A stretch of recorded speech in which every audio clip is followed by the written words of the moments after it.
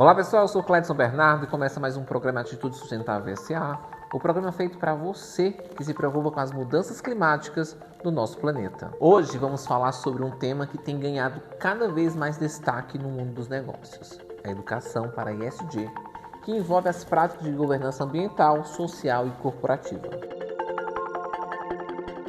ESG é um conjunto de critérios que as empresas utilizam para operar de maneira mais sustentável e responsável. Esses critérios incluem desde a redução de impacto ambiental, passando por práticas sociais justas e inclusivas, até uma governança transparente e ética.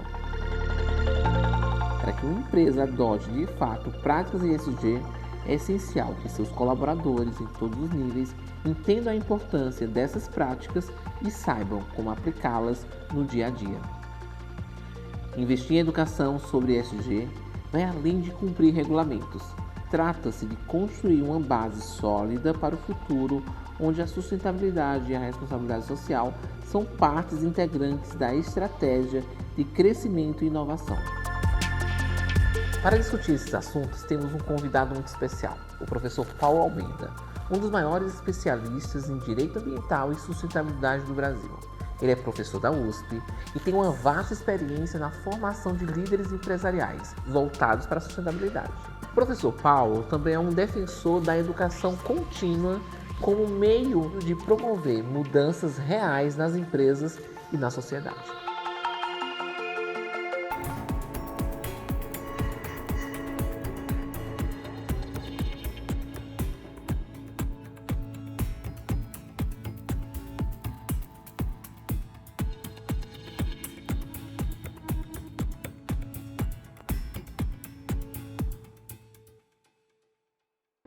Paulo Almeida, muito obrigado por aceitar nosso convite. É um prazer tê-lo aqui no Atitude Sustentável SA.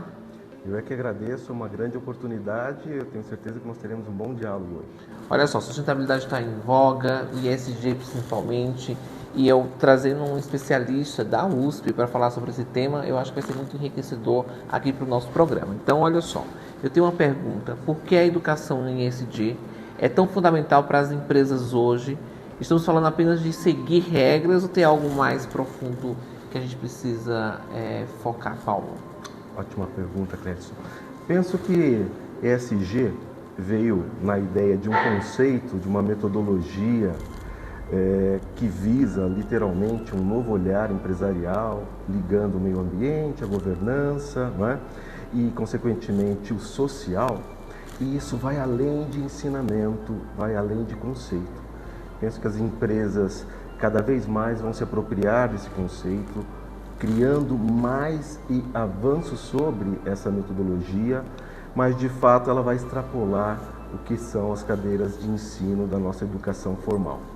Penso que o grande aspecto social do ESG nos trará aspectos também de melhoria na interpretação e na formulação de novas políticas internas, políticas de articulação, políticas de incentivo a uma nova gestão, uma nova forma de gestão, no qual o meio ambiente, a sociedade, a própria estrutura empresarial acaba nos levando para uma sustentabilidade de fato possível, né, para além de um desenvolvimento sustentável. Algo que incorpore pensamento, ações, a própria ética e, consequentemente, sem dúvida, esse é um papel da educação, no sentido mais amplo possível, que vai nos acompanhar por diversos anos, eu diria que por gerações. As empresas visam lucro, isso é algo possível, admitido e dentro do nosso panorama atual. Mas como esse lucro vem para as empresas é o grande questionamento. Penso que o ESG é mais um elemento para que se tenha mais responsabilidade das empresas e com isso, naturalmente, sem trocadilhos, a natureza ganha. O meio ambiente ganha, as pessoas envolvidas nessa relação socioambiental ganham. O detalhe é não imaginarmos que o ESG venha para lacrar, para confirmar um olhar distorcido do que seria um equilíbrio esperado. Professor, o que acontece de alguns setores estar de fato mais lá na frente no quesito ESG? Me parece que é o olhar global da questão. Nem todos os setores conseguem ter um dinamismo nas suas atividades, nas suas finalidades, literalmente por conta de algumas limitações que a própria política pública oferece, a própria capacidade técnica de determinados setores. Mas, por um outro lado, é exatamente o inverso. Por conta desse olhar global, grandes conglomerados acabam por desenvolver, conhecer e necessariamente divulgarem melhor a ideia. E a ESG nada mais é do que um conceito trabalhado com um incentivo de aproximação e metodologia que valorize o olhar, né, da nossa época, do nosso momento, da nossa geração, que é um olhar, de fato, degradante do meio ambiente. Nós poluímos demais, nós investimos pouco na qualidade, na integração das pessoas, e isso só é feito por quem, de fato, consegue compreender o processo, alterar o processo e dar vazão para um avanço. Pequenos produtores, setores menores, de alguma forma, carentes de tecnologia, carentes de maior articulação, pendem e necessariamente sofrem com isso. Olha só, o agro é um setor que impacta muito o meio ambiente em todos os sentidos, todas as esferas, ainda que exista profissionais que falam que não. Mas sim, existe um impacto direto, seja na implantação do agrotóxico, na utilização e na manipulação do agrotóxico, seja na criação de algumas espécies, alguns tipos de animais, enfim, no seu cultivo. Nesse cenário, o que você acha que o agro ainda não acordou, despertou para as boas práticas ESG? Todas as questões relacionadas ao agronegócio já impulsionam críticas de todos os lados e muitas vezes você tem correntes, né, que são antagônicas. Mas, sem dúvida alguma, para um país como o Brasil, né, com grande dependência e grande protagonista na lógica global do agronegócio, a tecnologia e a comunicação são passos fundamentais. Que a margem de questões políticas envolvidas, sem dúvida alguma, nós precisamos avançar na qualidade da interpretação, da internalização do ESG no agronegócio. Nós precisamos, literalmente, ultrapassar, né, uma visão, talvez cultural, que não condiz com a demanda que nós temos. Penso que nós demoraremos ainda algum tempo para que se adapte de uma forma mais coerente os discursos, os debates, tanto no campo político como no campo da iniciativa privada envolvida com o agronegócio. O senhor falou uma coisa muito importante, que seria política, né? A gente precisa de políticas públicas e não adianta. Para falar sobre ESG, nós temos que falar com todos os stakeholders e o governo é um stakeholder voltado ao ESG, quando se fala assim ESG. Mas eu vejo que alguns políticos trouxe esse tema como algo ideológico que acaba sendo tratado o ESG como algo muito ruim para as empresas, para as pessoas, para o meio ambiente. Nós ainda temos muito negacionismo quando a gente fala em mudanças climáticas, né? Nesse cenário político, o que é que você acha que precisa mudar? Falta nas nossas políticas públicas, talvez, um arrefecimento do olhar e da importância do tema. Quando nós olhamos bancadas e bancadas no cenário político brasileiro, por exemplo, e a divergência de opiniões e de ideologias pautando o desenvolvimento, nós temos como lógica que, naturalmente, nós não conseguiremos chegar a um equilíbrio disso. Porque são estágios, são fases. O ESG, quando relaciona o meio ambiente, o social e a governança, ele busca que os passos sejam dados para além dessas políticas públicas. E veja, nesse aspecto, se nós temos as dificuldades de produzir melhores políticas públicas nesse setor, naturalmente nós temos uma amarra. E o empresariado, nesse sentido, pensando na cadeia produtiva como um todo, acaba sofrendo, às vezes, por não conhecer, por desconhecer literalmente o aspecto e a propensão desses elementos, acaba por divergir e literalmente distorcer as finalidades. Isso é uma grande incompreensão. E o que o ESG pode melhorar essa sinergia entre esses dois polos, que são dois pilares extremamente importantes para o mundo, para a economia, que são o poder público, né, com as suas políticas públicas e a iniciativa privada? Olha, sem dúvida, a articulação, a conversa, né, o diálogo entre poder público, iniciativa privada, eu diria até mais, a própria sociedade, sempre gera um certo conflito, isso é histórico, e dependendo dos países, dos estados, a condição é um pouco mais conflituosa ou não em determinados momentos. Então nós passamos hoje por um período de grande conflito, né, ideológico, de grande conflito cultural, e que, óbvio, fomenta mais discussões. E esse conflito me parece que seja até natural, pelos próprios interesses.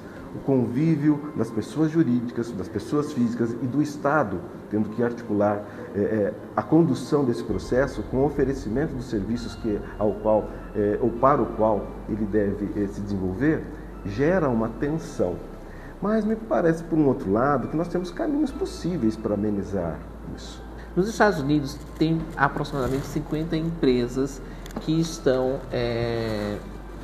buscando ser contra o ESG. Então, eles estão na contramão do que a gente vê o que o mundo está falando, o que o mundo está necessitando, o que o planeta está pedindo socorro, né?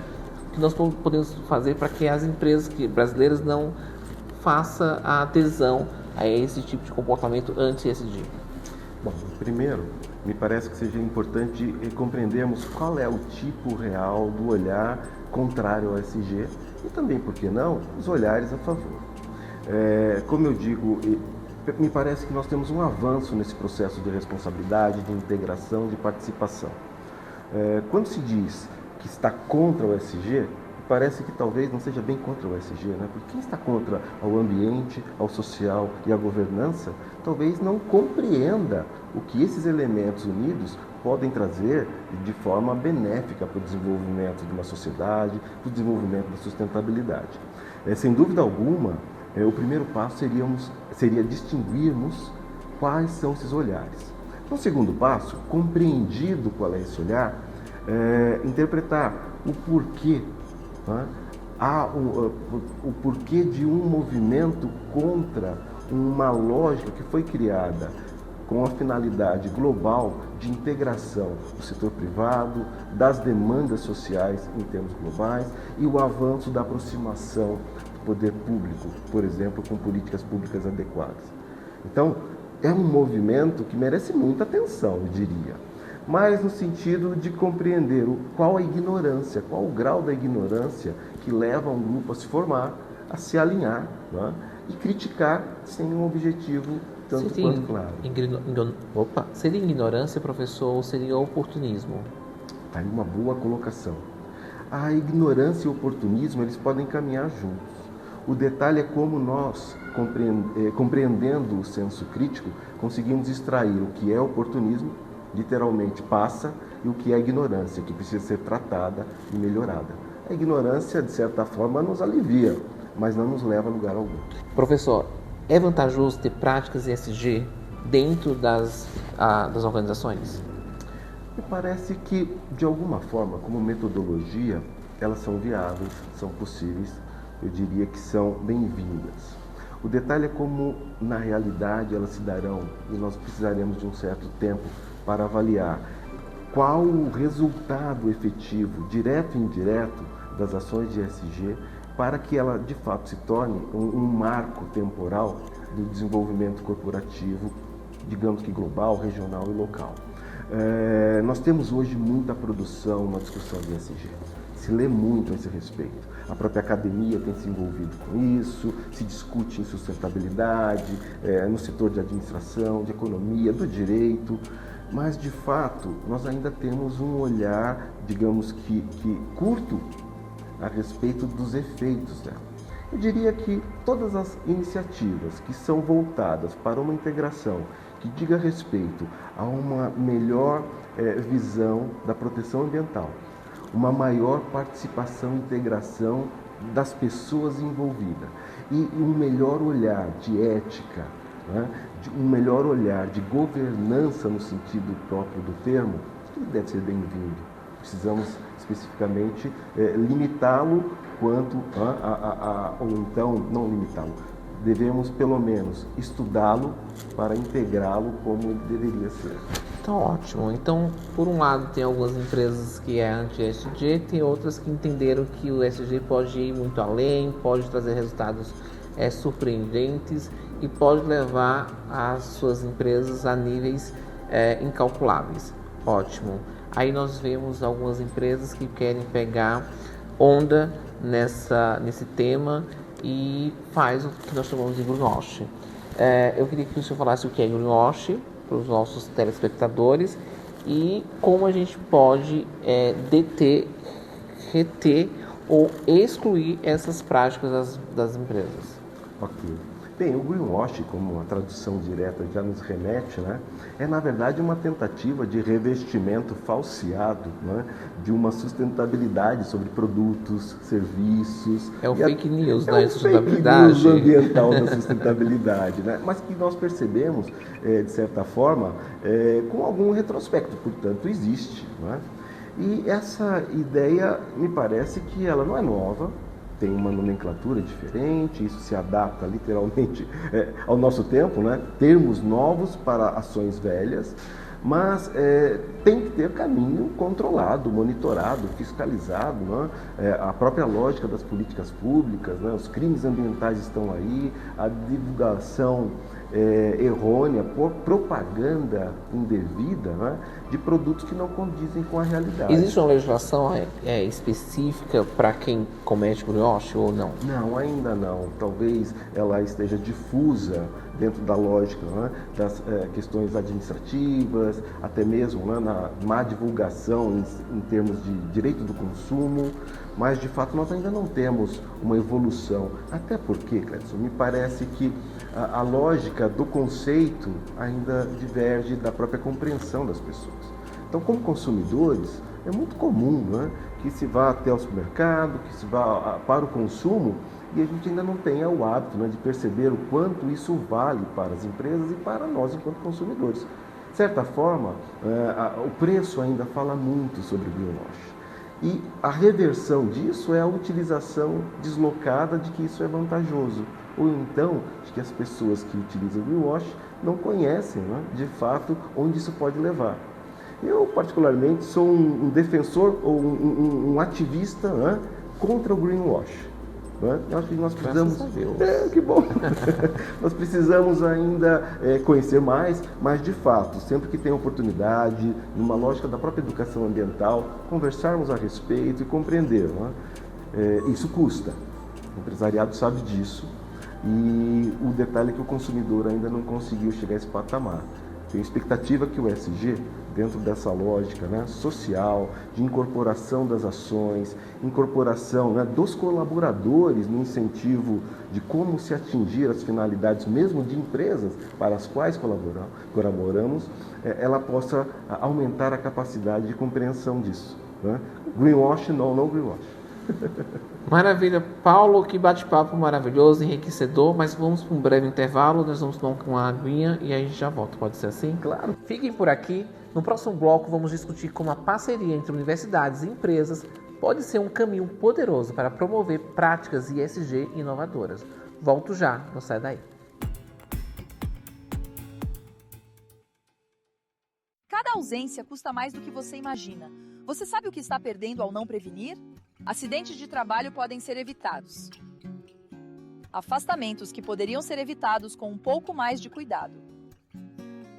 Equipamentos novos que não puderam ser comprados por causa de multas pesadas. Cuide de quem cuida da sua empresa.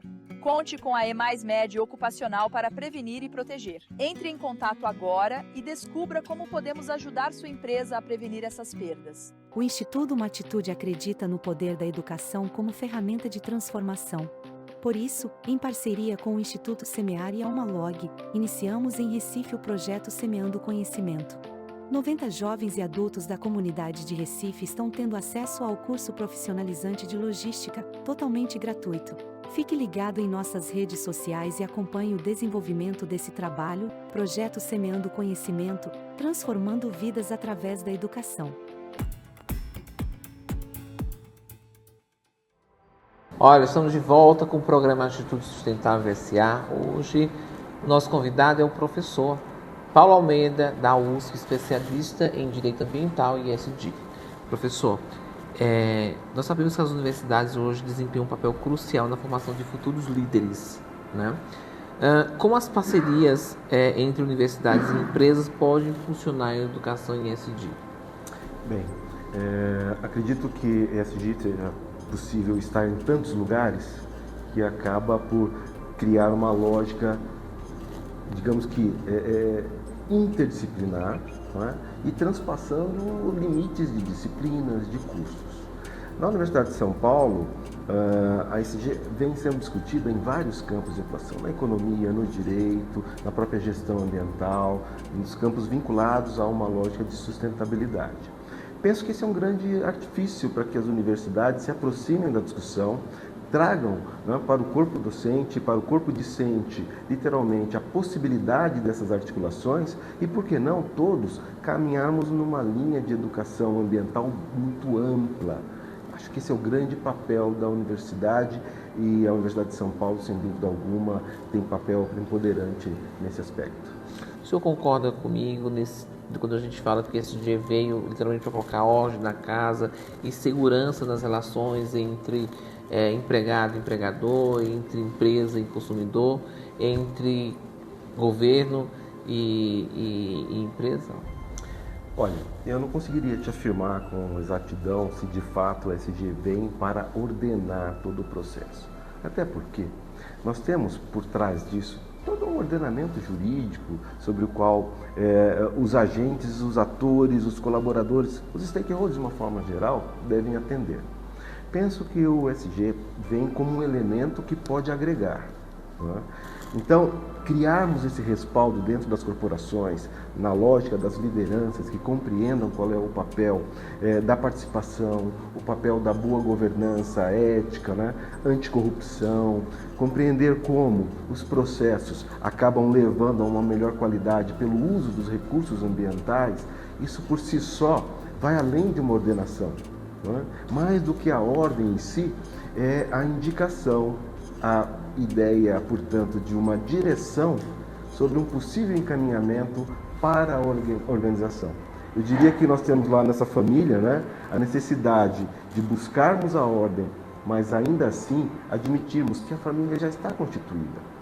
A organização ela já tem seus patamares, suas finalidades. Essa liderança nova que eu imagino que venha no futuro, ela tem que ficar preparada, estar preparada para como corroborar ou como, de fato, direcionar os olhares, né? Mais do que hard skill, nós precisamos compreender que soft skill também é importante. São elementos que devem ser atrelados à própria contratação, ao desenvolvimento de uma carreira, não é?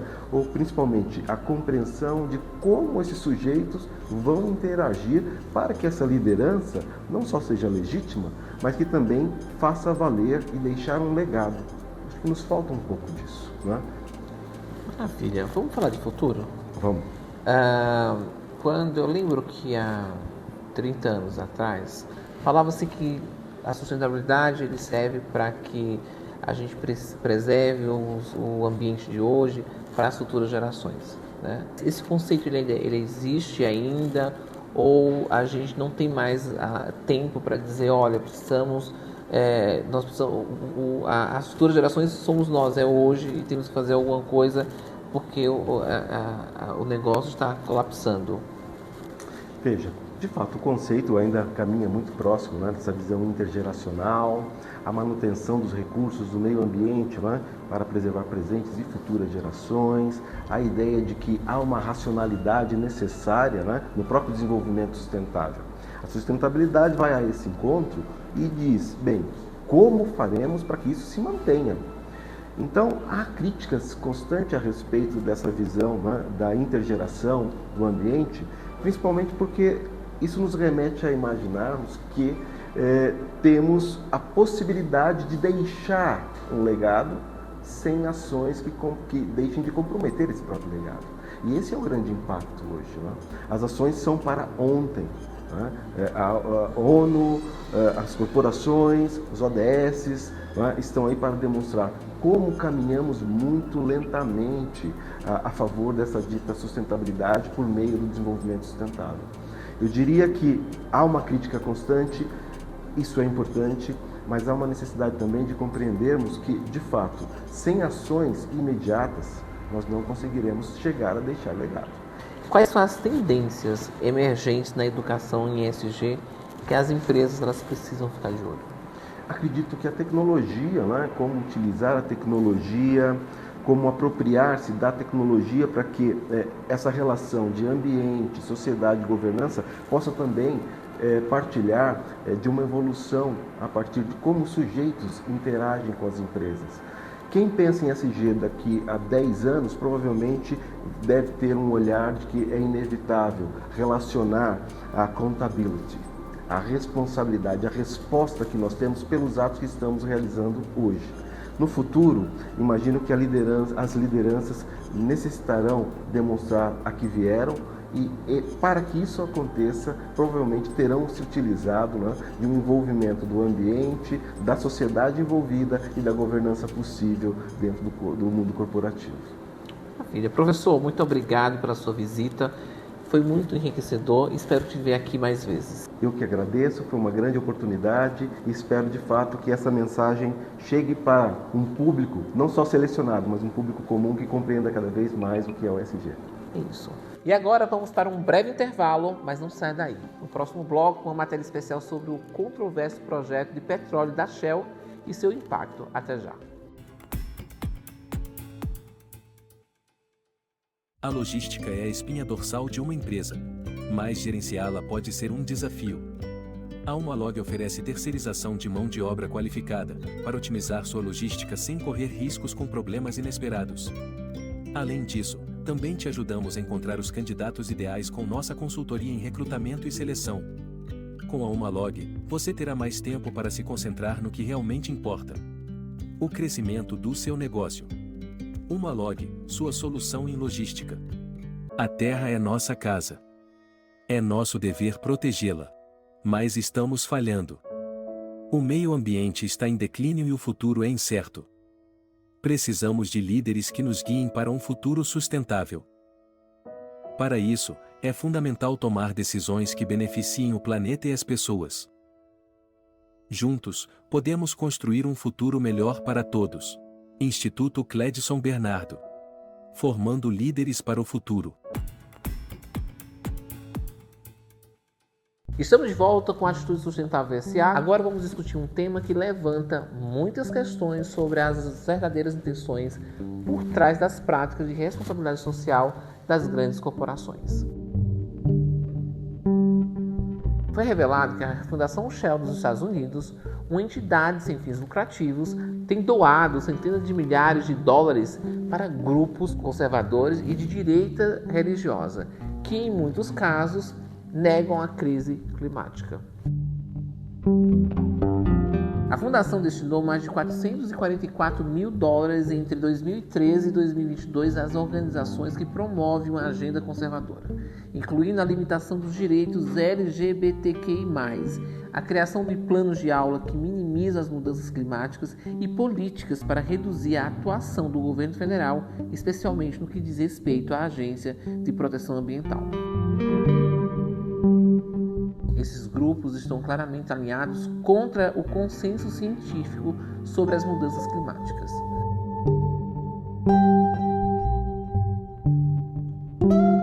Então, o que realmente está em jogo aqui? Porque uma fundação de uma empresa de petróleo está apoiando grupos que negam a ciência do clima e promovem agendas que contradizem a própria ideia de sustentabilidade. Essa matéria levanta questões importantes sobre o papel das grandes corporações na promoção da agenda que pode impactar políticas públicas voltadas para a sustentabilidade. E o programa vai ficando por aqui. Se você tiver dúvidas, sugestões ou denúncias para fazer, entre em contato com a gente pelas redes sociais ou envie um e-mail para produção@atitudesustentavelsa.com.br. Espero que tenham gostado do programa e até a próxima. Tchau!